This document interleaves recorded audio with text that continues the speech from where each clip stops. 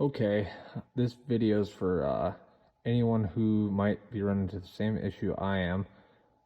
There's not many other videos on YouTube that kind of show how to do this and actually get close to where you're working. And this is for a 06 379P, the rear right drive sensor. Here's the new one I have installed now. This was the one that I had. It was damaged. I found the end was actually tore off. But on the cable, if you find any significant nicks, here's the one I had. It's actually damaged all the way to the wires running to the end of the cable. And then I, of course, broke it when I was removing it.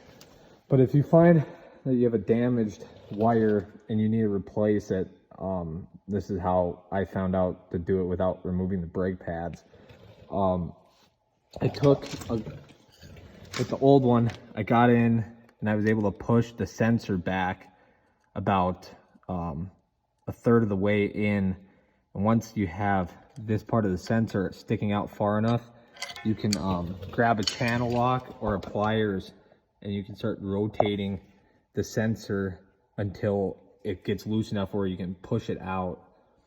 And once you get that removed, that's probably the easiest part. The hard part is getting it in. Here's the part number for that. And you're gonna need to replace this retaining spring, they call it, I believe. Here's the old one. This is actually an updated one too, so this might have been replaced at one point. But you do have two different styles, and you don't want to leave that in there. You want to put the new one. So you get grease, but they don't really give you enough. I unfortunately had two of those spring kits in this package, so that helped me a lot. But once you start to slide that in, you're going to want to take the spring and you're going to get it in maybe a third of the way in on this spring. If you push it all the way in, it seems like the sensor, you can't fully push it in and get it started. So if you put it in, it kind of tapers it and you can slide that sensor in. And if you grab it with your hands on the top and bottom, you can pull it in about halfway, and then it usually seems like it gets stuck because they're in there pretty snug.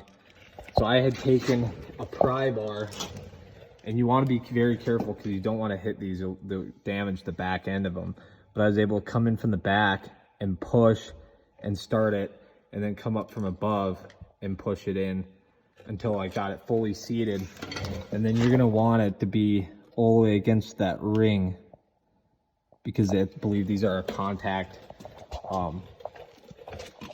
piece. You're gonna also, you can see the tone ring gaps there. You're gonna want to make sure they're all clean. Mine were very dirty.